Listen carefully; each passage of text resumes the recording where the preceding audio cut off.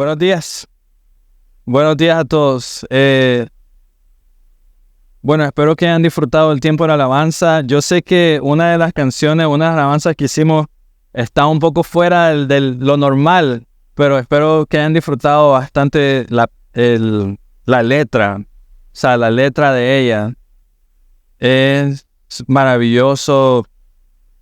O sea, meditar en la bondad del Señor, meditar en su paciencia con nosotros. Yo, cada vez de que pienso en lo que estamos cantando, en lo que sale de nuestra boca, yo solamente digo, qué merecedores que somos de estar aquí hoy, la verdad. O sea, qué merecedores de tanta misericordia, tanta paciencia, tanta bondad del Señor. Y cuestionamos mucho, ¿no? Varias veces cuestionamos bastante si sus planes son correctos o si lo que Él hace es bueno.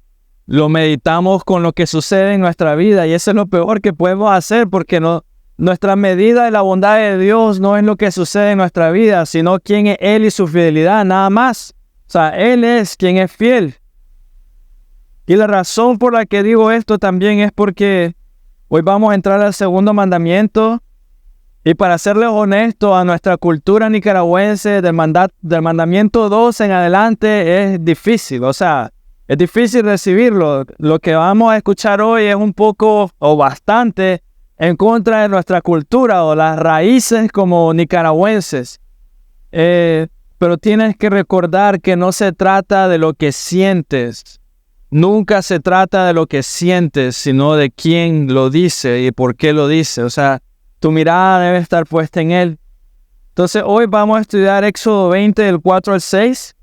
No te das ningún ídolo. No dice solamente eso, ¿verdad? Pero a medida que vayamos, yo quiero que por favor me escuches. No voy a tocar este tema de una manera tradicional. O sea, no voy a empezar a hablar de alguien más o de algo más, sino de por qué lo dice el Señor, ¿no? ¿Por qué tenemos ese mandato que apunta a nuestros corazones? Y si lo meditamos muy bien, apunta mucho en medio de nuestra cultura.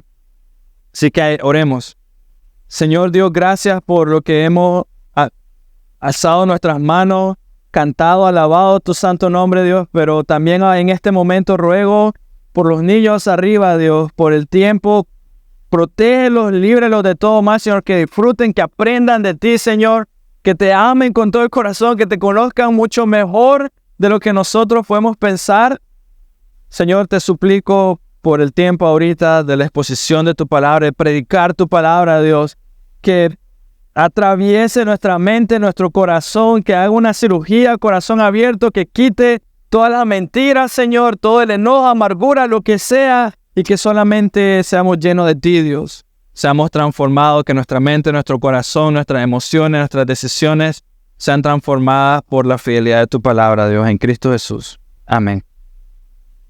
Ok, entonces si tienes una Biblia, Éxodo capítulo 20, versículos de 4 al 6, dice: no te harás ningún ídolo, ni semejanza alguna de lo que está arriba en los cielos, ni abajo en la tierra, ni en las aguas debajo de la tierra. No los adorarás ni los servirás, porque yo, el Señor tu Dios, mira, lo repite tantas veces, soy Dios celoso, que castiga la iniquidad de los padres sobre los hijos hasta la tercera y cuarta generación de los que me aborrecen. Y muestro misericordia a millares, a los que me aman y guardan mis mandamientos. Amén. Entonces, el primer mandamiento que miramos la semana pasada nos señala hacia el verdadero Dios. Eso fue lo que estábamos viendo la semana pasada. El único Dios, el único que merece nuestra adoración y nuestra obediencia. Pero este segundo mandamiento nos dice cuál debe ser la manera que debemos de adorar a este Dios. O sea, la semana pasada era un solo Dios y ahora cómo debes de adorarlo. La semana pasada el primer mandamiento nos ordena adorarle solamente a Él, y este nos llama a tener pureza de corazón en el momento de hacerlo. Nos llama a no ser hipócritas, básicamente. El primer mandamiento condena la adoración a otros dioses, pero el que acabamos de leer ahorita en Éxodo prohíbe las formas falsas de adoración. Y a eso nos vamos a concentrar, por formas falsas de adoración. Este mandamiento se refiere a las formas externas en que tú estás adorando.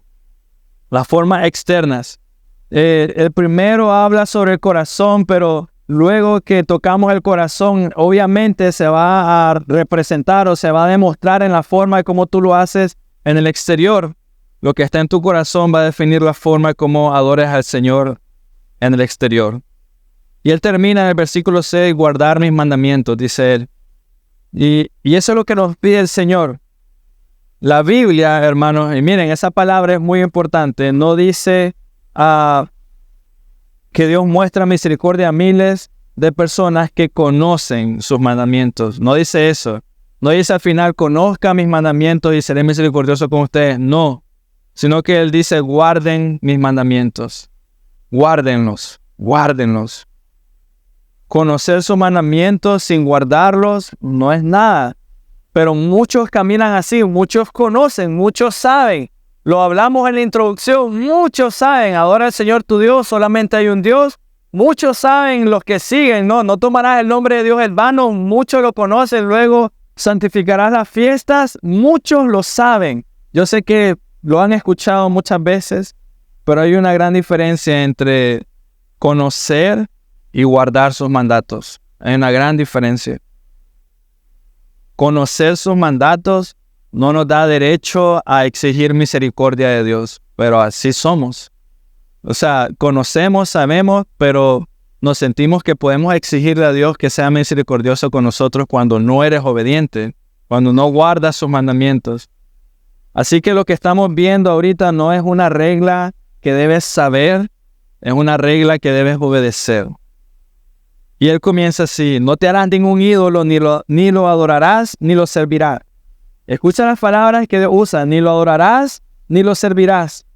Y este mandamiento, para serles honestos, va en contra de nuestra propia naturaleza, del deseo enfermizo que tenemos nosotros siempre de buscar un atajo.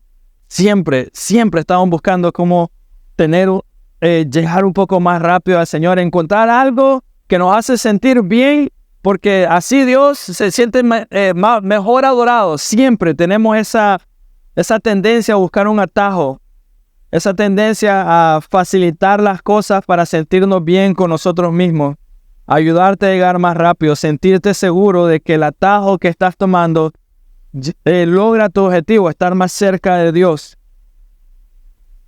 Creamos algunas ayudas, entre comillas, para adorar a Dios mejor, ¿no? O sea, esto lo hago porque me hace sentir que estoy adorando a Dios de una manera mejor. Pero son cosas que tú estás haciendo, no son cosas que Él ha designado o que ha dicho así debe ser. Pero creamos ayudas para sentirnos más cerca del cielo. Y es interesante.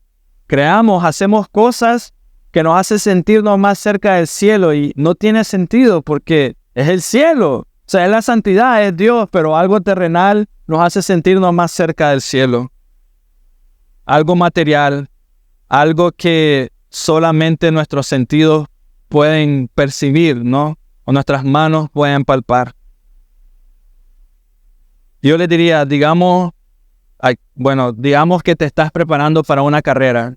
No, hay una maratón en Matagalpa y te estás preparando o montañismo, ¿no? Como lo que estamos haciendo y hagamos el ejemplo de montañismo. Ahora vamos a ir a un lugar más alto, necesitamos algo de condición física. Entonces tú empiezas a prepararte. Porque quieres ir al lugar, quieres disfrutar, tienes en mente la vista que vas a tener, ¿no? El lugar imponente en el que vas a estar. Y entonces de repente empieza a hacer ejercicio, salir a caminar. Yo te preguntaría, ¿serviría de algo tomar algún atajo? ¿Tener alguna ayuda para que lo hagas más rápido? Claro que no. Imagina que estás en una maratón y el día de la maratón, no sé, ocupas algún medio para ayudarte a hacerlo más rápido. ¿El premio sabría igual? O sea, llegaste de primer lugar, te dan la copa, ocupaste la ayuda, ¿sabría igual? Manchaste todo el esfuerzo que pudiste haber hecho en el pasado. O sea, todo el entrenamiento lo manchaste.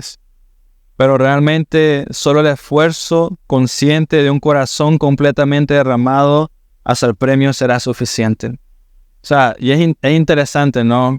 Es como los atletas se entrenan fuerte, o sea, 3 de la mañana, 4 de la mañana, dieta, ejercicio, gimnasio, para un solo día, para una sola medalla que es pequeña. Y si nos fuéramos en los tiempos pasados, tiempos de Roma, eran flores, eran hojas, o sea, se entrenaban por la gloria. Pero en el momento que hiciera algo, tomar un atajo, todo se desperdicia. En un solo momento, ¿no? Un solo instante, una sola ayuda que tú creaste, todo a la basura. El igual es nuestra adoración al Señor. No debe ser manchada por atajos.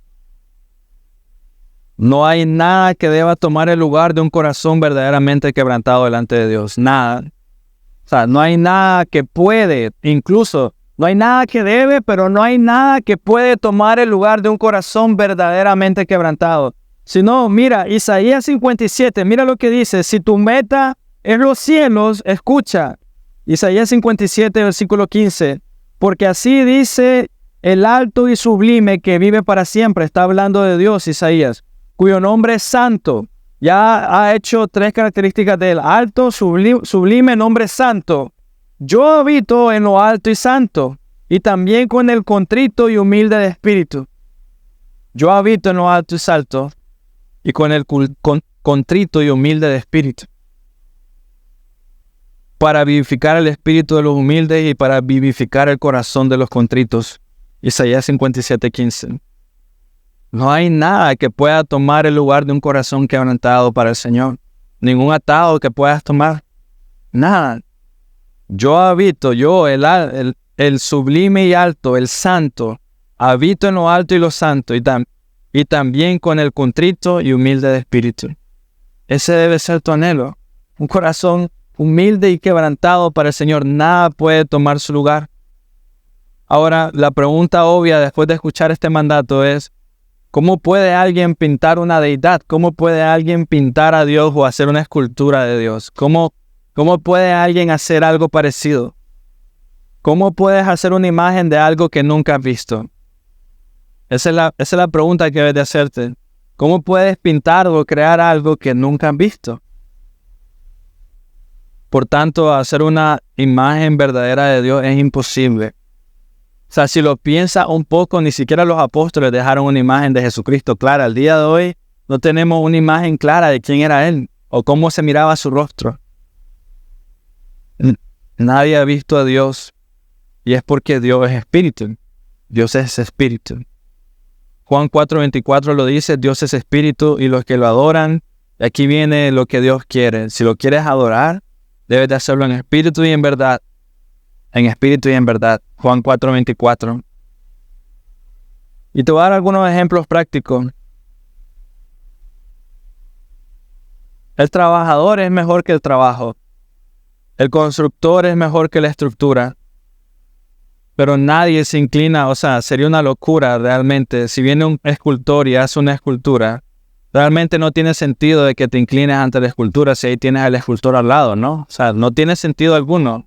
Él hace una escultura increíble, digamos que estuviera cualquiera de los grandes escultores del pasado, pintores, Da Vinci o quien sea, y que de repente él venga y presente una pintura o una escultura y tú empieces a decir, wow, qué maravillosa, qué cosa, y empiezas a adorarlo, no tiene sentido. Si ahí está el autor, ¿no? Si ahí está la persona que lo hizo, no tiene sentido que lo hagas. No tiene sentido que te inclines al trabajo de las manos de alguien más. Y de la misma manera, piénsalo así.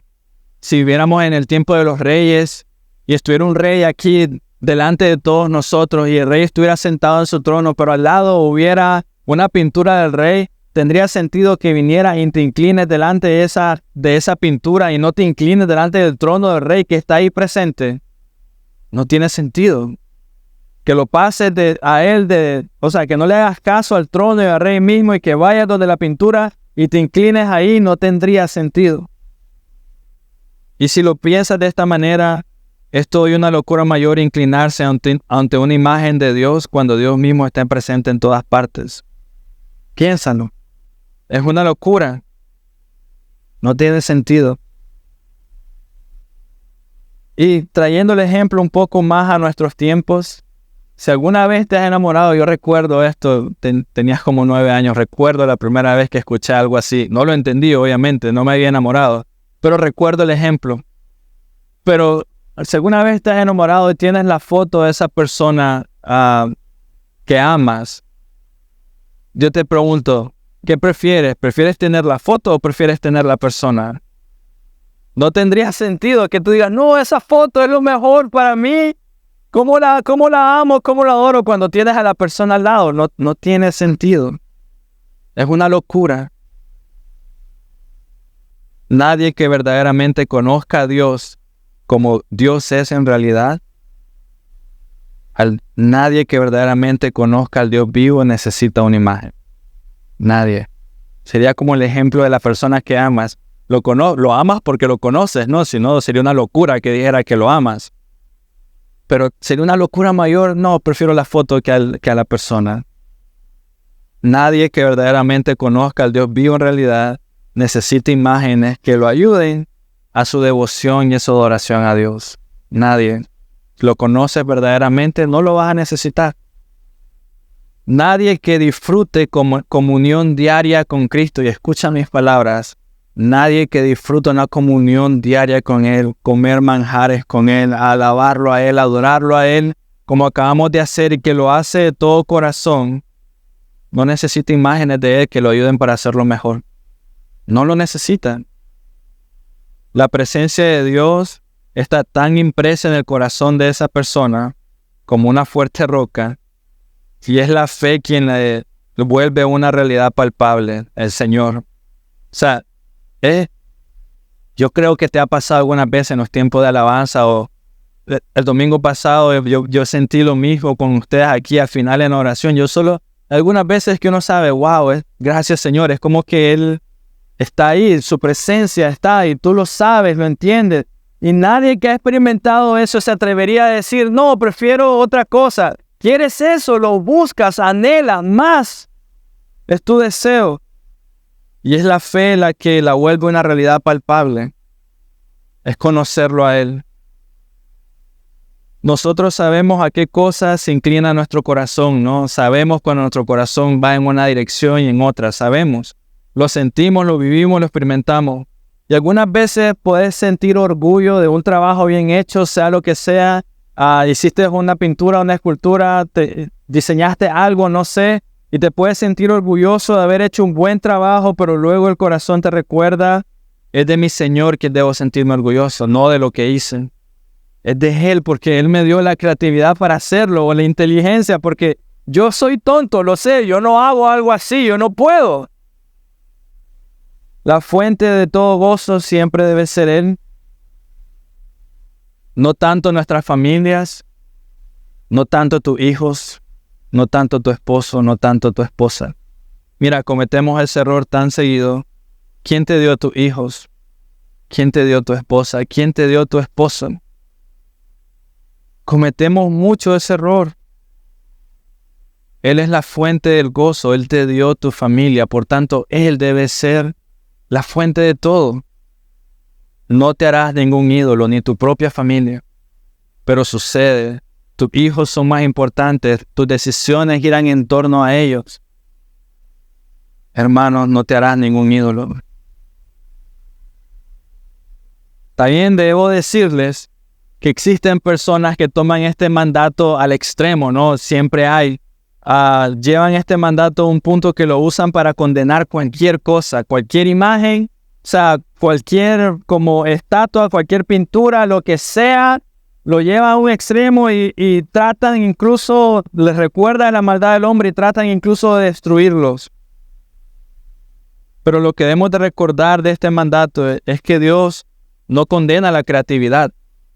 Dios no dice, qué mal que ustedes saben pintar muy bien, no condena la creatividad. Lo que Dios condena es la estupidez del hombre, sinceramente, de idolatrar lo que hizo. Eso es lo que condena. Es el culto a esas cosas lo que Dios condena. No la creatividad, sino la estupidez de idolatrar algo que hiciste. Y déjenme dar algunos ejemplos. ¿Por qué hago esa diferencia? Miren, estamos en Éxodo capítulo 20, pero unos 5 capítulos más adelante Dios le ordenó a Israel hacer 2 querubines de oro labrados a martillo. O sea, Dios está diciendo, agarró un martillo, agarré el oro y labrá 2 querubines y ponlo para el propiciatorio. Eso es Éxodo 25, 18. Dios mismo le está diciendo, haz esto, ¿no? Y luego más adelante, en el mismo libro de Éxodo, que yo sé que ustedes conocen esta historia, tenemos la historia de la serpiente, ¿no? Que Dios mismo manda para hacer para todo el pueblo de Israel también, la serpiente de bronce. Y aquí viene lo interesante. Les estoy dando 2 ejemplos que están en el mismo libro que estamos estudiando. Moisés hizo la imagen de la serpiente de bronce, ¿no? Él fue, Dios le dio la orden a él. Y ahora la pregunta es, ¿por qué no podemos hacer imágenes? Moisés hizo eso, ¿por qué yo no? ¿Ya? ¿Cuál es? O sea, Dios le mandó a ellos a hacer algo por el estilo. Está la imagen de la serpiente, se hizo por mandato de Dios, ¿no? Entonces, ¿por qué no podemos hoy nosotros? Y si lo toma, ¿cómo decirlo? Cronológico, estamos viendo Éxodo 20, yo te estoy dando ejemplo, Éxodo 25 y luego más adelante, ¿no? No se está contradiciendo Dios con el mandato que acaba de hacer en Éxodo 20, o sea, no tiene sentido. El Señor le dice a Moisés, luego más adelante, número 21:8, hazte una serpiente de fuego y ponla sobre un estandarte, y sucederá que todo lo que sea mordido cuando la mire vivirá. Ahora me voy a otro libro, ya no es solo Éxodo, también ahora es Números, recordando lo que estaba pasando, Números 21:8. Y podemos ver, si leemos toda la historia, que la serpiente tenía 2 objetivos, por así decirlo. Uno literal, que era verlo y estar curado, y uno espiritual, que lo hacías por fe. Lo hacías por fe a Dios. Pero viene la pregunta de nuevo. ¿Todo este pequeño resumen que les estoy haciendo justifica que nosotros hagamos imágenes? O sea, ¿Dios se contradice? ¿Justifica que hoy en día lo hagamos? ¿Significa eso que podemos hoy hacer imágenes por nuestra creatividad? La respuesta corta es no. La respuesta corta es no. No te hagas ningún ídolo. Y déjame decirte por qué o llevarte a otro lado en las escrituras. Y es muy interesante. Esa misma serpiente de bronce, más adelante en las escrituras, Dios mismo ordenó destruirla. Entonces, si quieres buscarlo y si quieres leer toda esa parte del libro, es excelente. Segunda de Reyes, capítulo 18, versículos 3 y 5. Segunda de Reyes, capítulo 18, versículos 3 y 5. Esta misma serpiente de bronce, Dios en el segundo libro de Reyes mandó a destruirla, capítulo 18. Este es Ezequías, versículo 1 en adelante, da la introducción del rey Ezequías, nuevo rey de Israel. Pero Ezequías había visto algo, todo el pueblo de Israel le estaba ofreciendo incienso a la serpiente de bronce. Y esto es lo que dice Segunda de Reyes 18, 3, 5, dice, hizo lo recto ante los ojos del Señor. Está diciendo Ezequías, el rey, hizo lo recto ante los ojos del Señor, conforme a todo lo que su padre David había hecho. Quitó los lugares altos, derribó los pilares sagrados y cortó la acera. También hizo, y escuchen las palabras, me gusta lo que hace, hizo pedazos la serpiente de bronce que Moisés había hecho. Porque hasta aquellos días, desde ese momento hasta ahora, los israelitas le quemaban incienso y le llamaban Neustán. Ezequías dijo, eso no es más que una serpiente de bronce. Y la destruyó. Entonces, el culto legítimo a Dios no debe ser profanado por ningún tipo de superstición.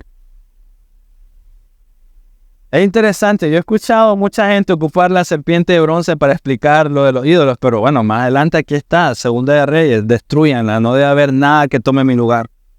No te harás ningún ídolo. El culto legítimo a Dios no debe ser profanado por ningún rito supersticioso. Ningún rito supersticioso. Y aquí es donde golpea lo más profundo de la cultura nicaragüense, en cualquier tipo de religión, ningún rito supersticioso. Por ejemplo, no debemos de escuchar o leer la palabra de Dios solo por satisfacer la curiosidad o por conseguir algo o por cumplir con un requisito, sino que la razón que tú debes de leer la palabra de Dios a diario, comerla, devorarla, Es para conocer al Señor y para saber qué es lo que le agrada a Él. Ese es tu propósito, esa debe ser la razón. Saber, aprender qué es lo que agrada a Dios. Conocerlo porque es lo mejor que puedes hacer, no porque debes de cumplir algo. No porque sea un rito supersticioso. Si no leo hoy la Biblia, me va a ir mal. Bueno, en parte es cierto, pero no porque no la leíste. De la misma manera, este mandamiento rechaza el ritualismo, los rituales. O sea, es bastante claro. Y voy a tratar de decirlo de una manera cristiana o más sencilla que es ritualismo. Pero el ritualismo es como disfrazar o embellecer o ponerle, adornar, si ustedes quieren ponerlo de alguna manera, la piedad. Adornar la piedad. O sea, disfrazarla. Y con esto me refiero a que no es tanto la forma en que lo haces, sino el corazón con que lo haces.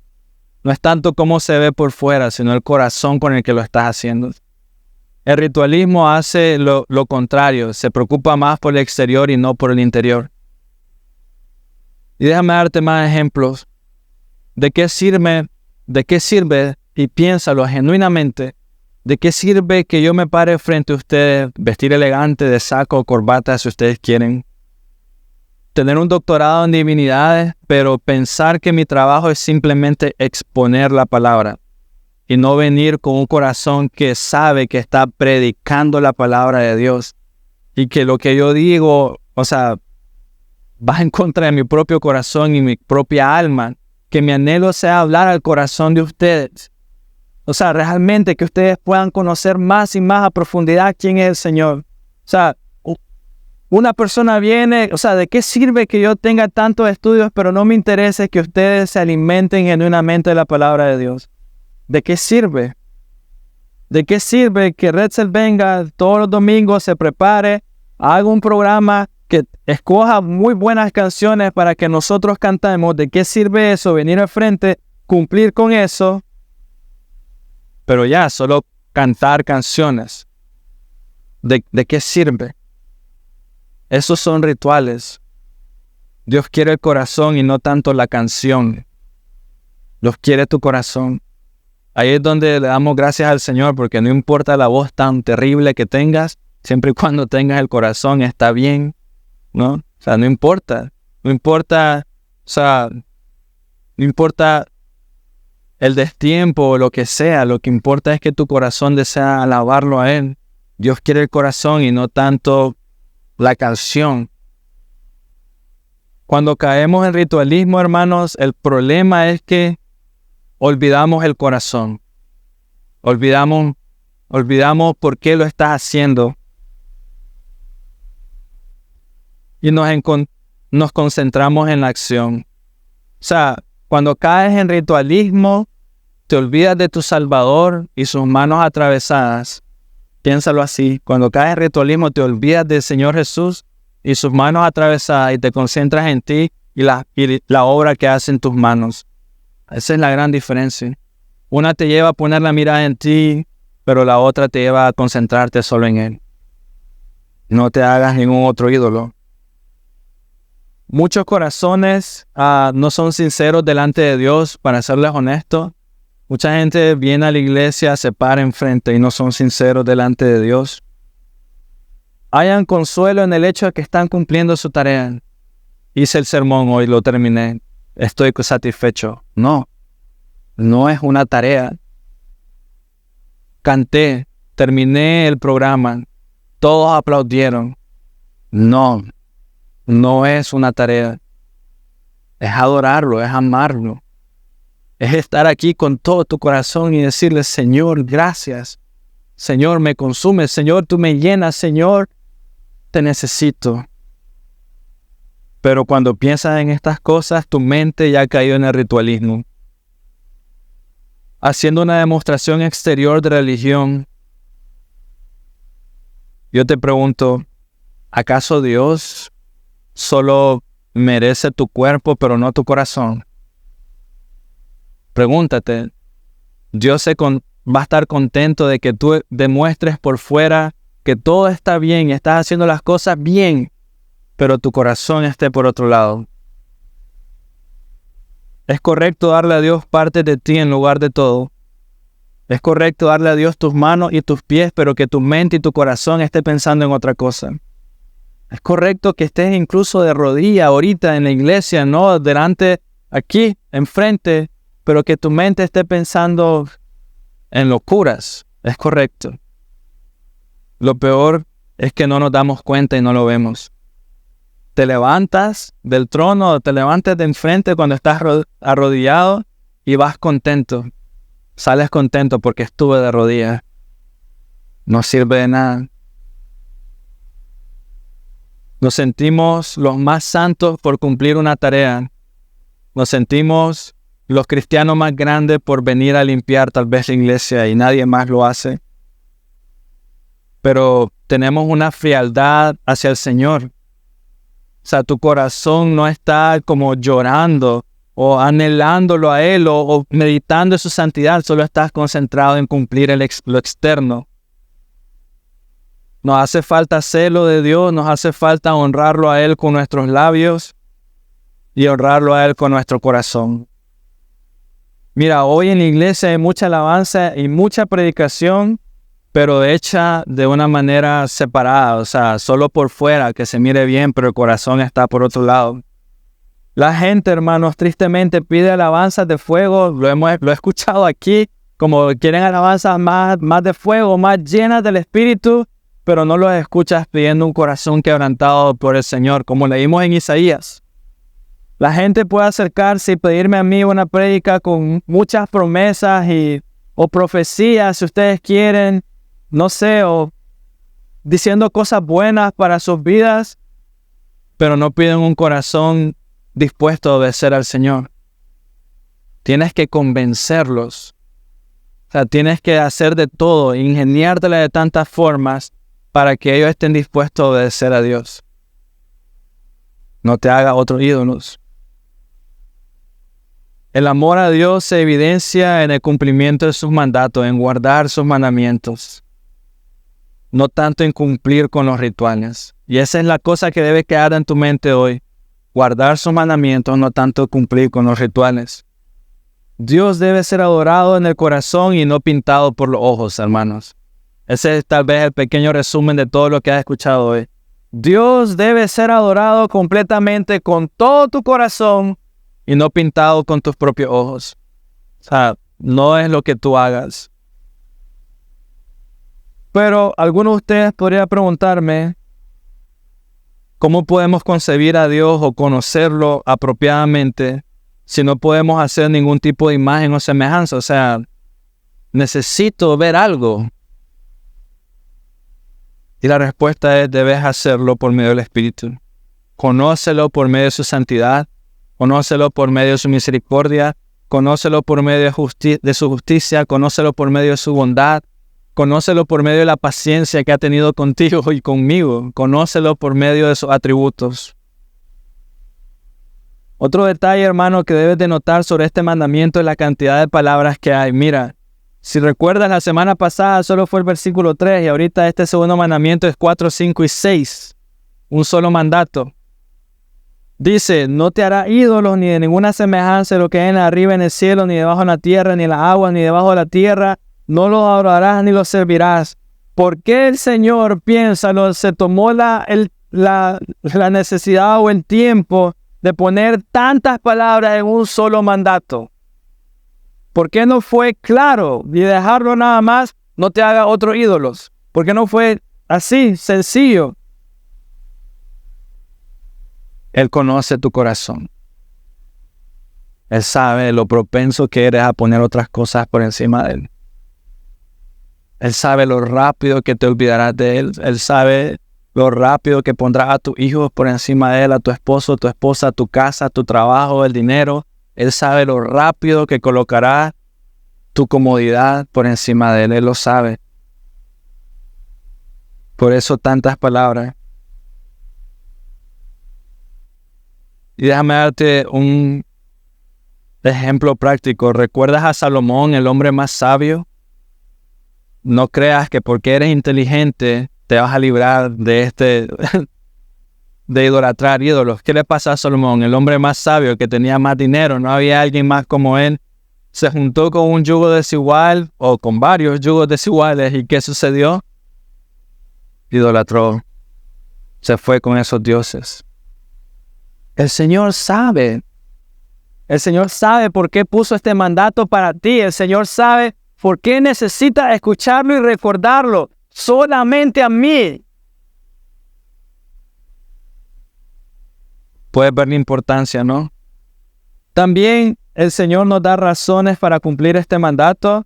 Número 1, termina este mandato diciendo, porque yo, el Señor vuestro Dios, soy Dios celoso. Esa es la primera razón que Él te da para que lo cumplas. Quiero que lo sepas, soy celoso. O sea, es raro escuchar esto de Dios, ¿no? Porque lo llevamos a un punto negativo, ¿no? Nosotros pensamos en celo y no lo pensamos bien, pero Dios dice, yo soy un Dios celoso.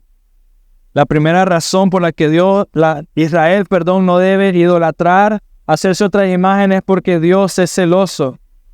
Y luego la segunda razón, dice él, porque Dios castiga o visita la iniquidad de los padres sobre los hijos hasta la tercera y cuarta generación de los que me aborrecen. Y quiero concentrarme en esa segunda parte. Dios castiga hasta la tercera y cuarta generación de los hijos. O sea, yo he pecado en esto. Dios castiga a mi hijo, a mi nieto y a mis bisnietos. Eso es lo que significa. Y quiero concentrarme en esto un poco. Quiero que veas la importancia de lo que ven tus hijos en tu casa. La importancia de tu hogar. Y mira lo que va a salir de tus pantallas. Un padre o una madre idólatra no solo son enemigos de Dios y de sus propias almas, también aborrecen a sus propios hijos, aunque no lo quieran reconocer. Y déjame explicarte por qué. Me he encontrado con padres que me dicen, bueno, si es cierto, he pecado, no soy el mejor padre del mundo, pero mis pecados no afectan a mis hijos. Te dicen, no, el problema es mío, yo soy el pecador. Yo soy el que está haciendo mal. Y aunque pienses así, está bien, digamos que es cierto, aunque realmente no lo es. Pero este versículo que acabamos de leer al final de Éxodo 5 y 6, también dice que tú mismo le estás enseñando a tu hijo con tus acciones a idolatrar otras cosas, aunque no sea tu objetivo. Tú mismo estás enseñando a tu hijo a ser idólatras. Y déjame explicarte por qué. Digamos que un hijo tiene un padre que lo golpea físicamente todos los días. No, un padre que lo fajea, lo golpea, puño cerrado, como tú quieras. Mira que el padre golpea a su madre también. Digamos que ese hijo presencia eso diario. Te pregunto, ¿qué es lo que va a pedir ese hijo todos los días? ¿Cuál va a ser su anhelo? ¿Qué es lo que va a querer? Ese hijo, te lo aseguro, más que buscar a Dios, va a querer que haya paz en su casa o que su padre se vaya.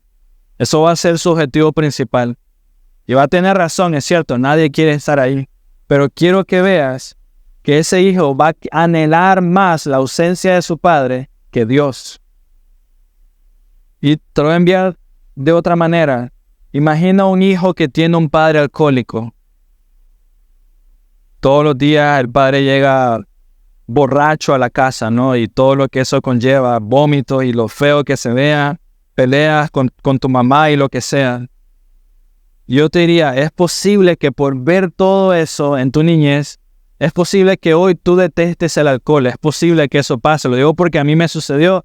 Yo miré eso en mi papá y en gran parte de mi familia. Yo llegué a detestar el alcohol, no lo podía ver. Yo decía, nunca miré que ganara algo, nunca vi que hubiera algo bueno de eso, solamente enojo al día siguiente. Entonces, llegas a detestar el alcohol, pero yo te aseguro que vas a detestar más el alcohol de lo que anhelas a Dios. Eso sucede.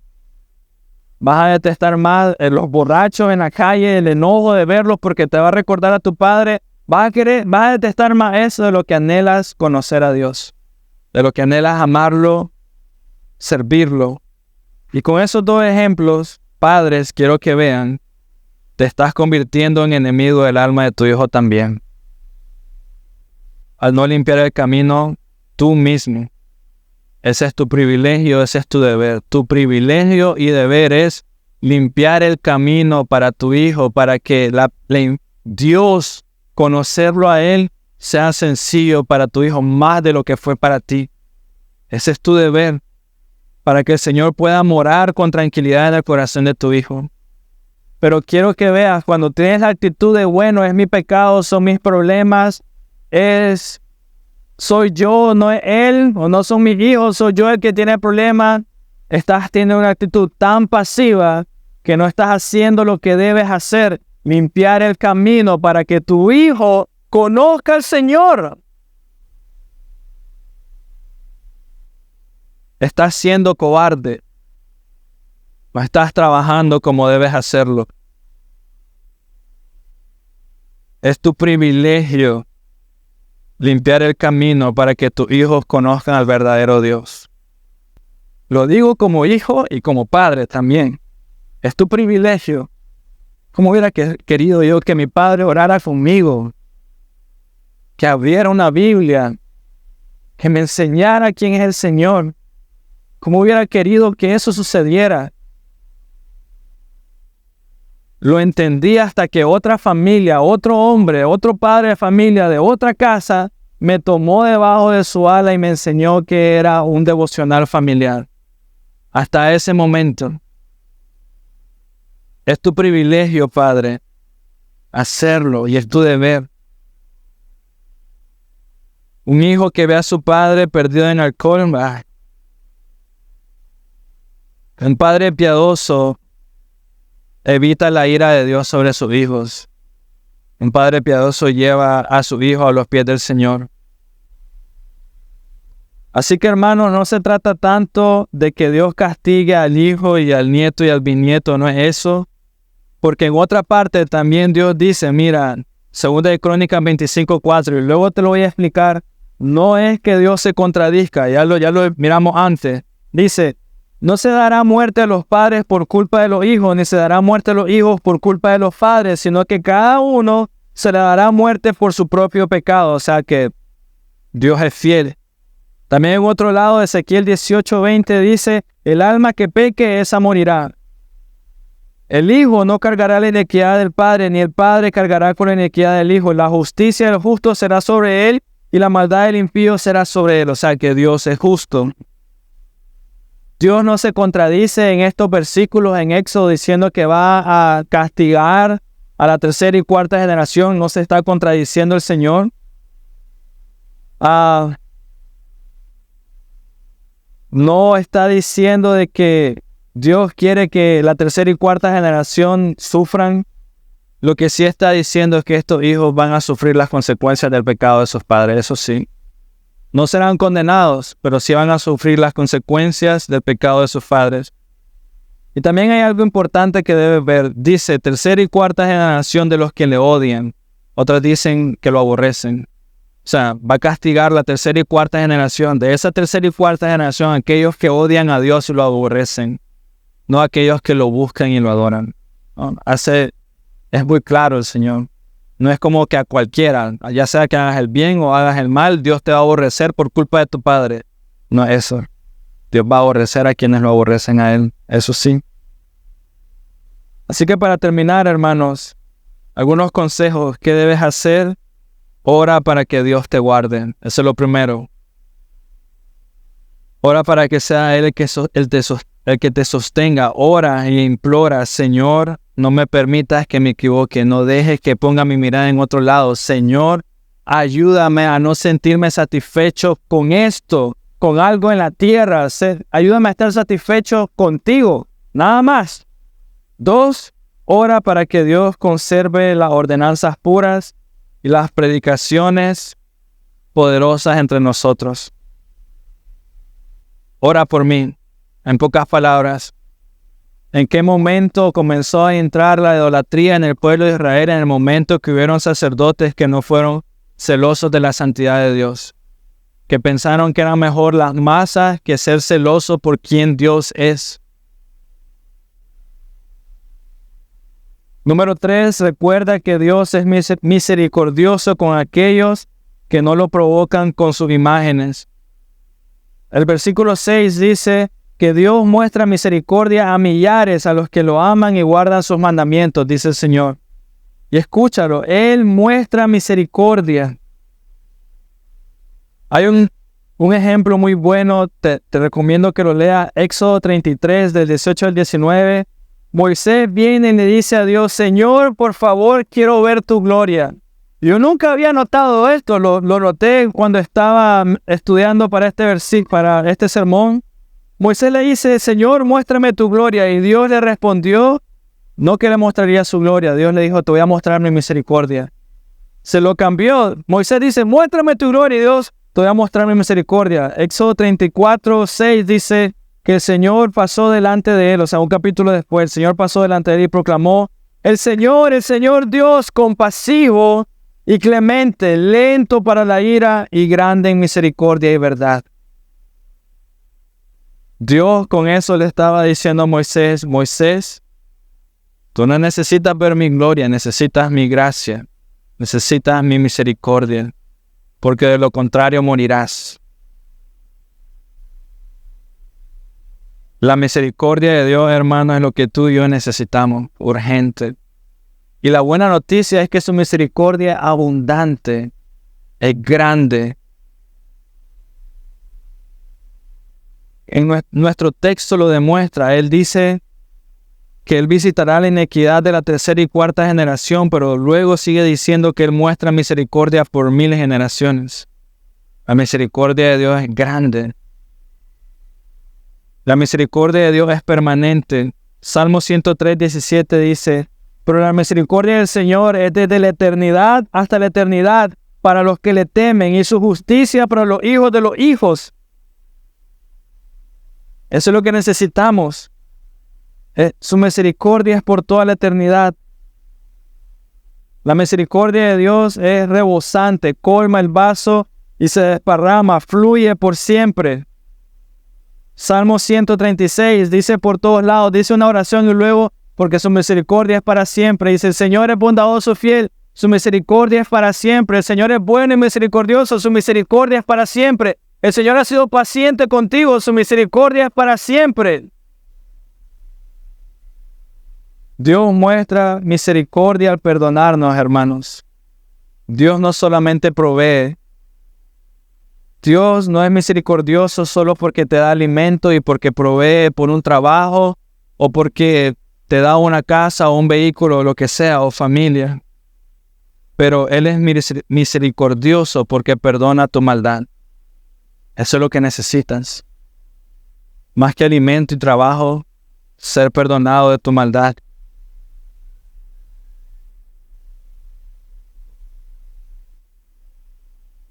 Su misericordia ahoga todo tu pecado, ahoga toda tu maldad, borra absolutamente todo.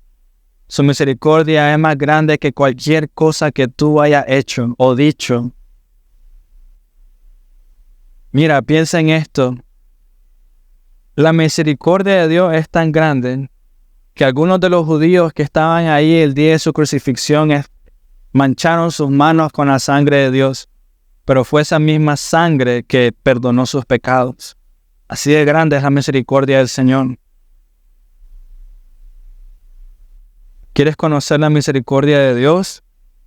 Entonces debes de orar constantemente por ella. Debes de implorarle a Dios. Dios, muéstrame tu misericordia, Señor. Ayúdame a entenderla. Ayúdame a vivirla, Señor. Ayúdame a apreciarla más que mi familia, mis hijos, que el licor, que el trabajo, que el dinero. Señor, ayúdame a verte. Tienes que decirlo, tienes que orarlo. Señor, vuelve tu misericordia a mí. Señor, ayúdame a disfrutarla. Señor, ayúdame a apreciarla.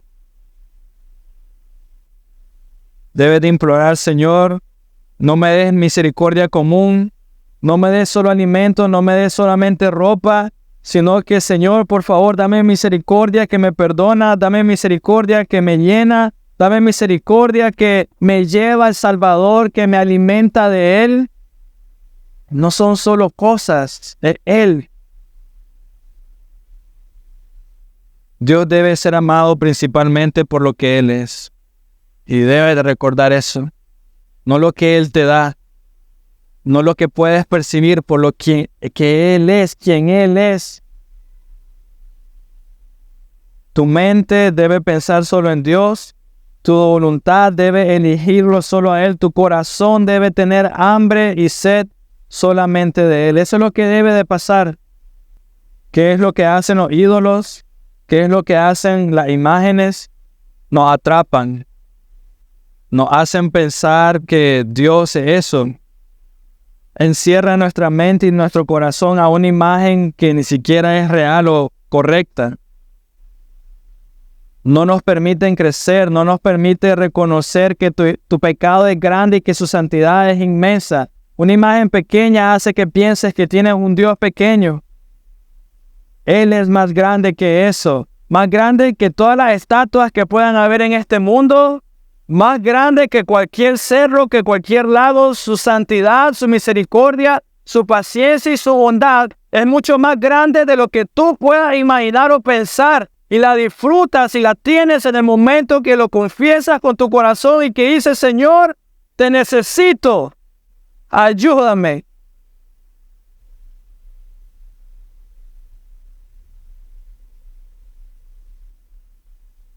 Y alguien podría pensar hoy: pero es que me ayudan las imágenes, me ayudan a concentrarme. Puedo poner mi mirada puesta en algo. Yo te diría: ¿prefieres tener 5 minutos con Cristo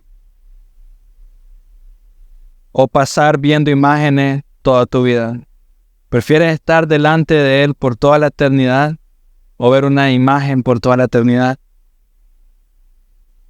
No debe ser así, hermanos. Todo lo que se interponga entre tu alma y tu Creador no es de ayuda. Debes de quitarlo. Es un obstáculo. No sirve para nada, sea lo que sea. Y escúchame muy bien. Cualquier cosa, quien sea o lo que sea, se interponga entre tú y Dios, debe de desaparecer. No puedes seguir. ¿Cómo puedes hacerlo? No es lógico. Vuelvo al mismo ejemplo. Tienes a la persona que amas delante. Quieres una foto de él o de ella antes que la persona. Es una locura. Debemos anhelar comunión real con Él y no algo que se le parezca. Real, palpable, genuina, que trae gozo a tu corazón genuino, consuelo cuando lo necesita. Ese es Dios. Trae consuelo a tu corazón que está dolido. Trae fuerza a tus hombros que no se pueden levantar. Ese es Dios. Trae ánimo cuando no quieres ni decir nada. Ese es Dios. Yo te diría: ¿por qué no lo has experimentado y gozado así? Porque muy probablemente has puesto un ídolo. Muy probablemente has estado adorando algo diferente que no es Dios. Pero el Señor toma todo tu corazón, toma toda tu vida. Y no hay nada que se interponga. Y es cierto, si eres capaz de sentir eso mismo por una persona de carne y hueso, ¿cómo no vas a sentir algo millones de veces más grande por Dios?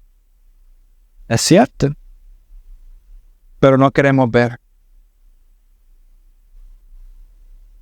Realmente no quieres ver.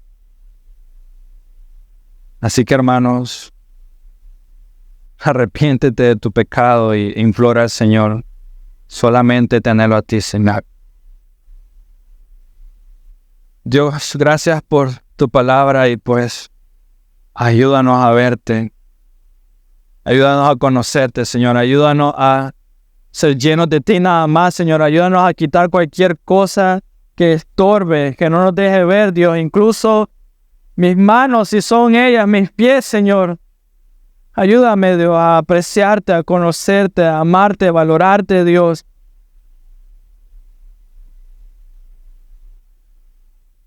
Ayúdanos a recordar que tú eres Dios celoso de tu pueblo, Dios, y somos tu pueblo, Padre. Ayúdame a recordarlo, a anhelarlo, Dios, a sentirme orgulloso de ello, de decir: soy hijo tuyo. Quiero amarte, Padre. Quiero ser lleno de ti, mi Dios. Señor, mi corazón te pertenece. Mis planes son tuyos, Señor. Haz de ellos como tú quieras. Quítalos por completo y pon los tuyos nada más. Señor, que mi boca solo tenga palabras para ti, que mi mente solo sea llena de ti, Señor. Que mi corazón salta de gozo, alegría por tanta misericordia, Dios. He sido engañado y perdóname. Quita todo este engaño y pon tu verdad. Amén.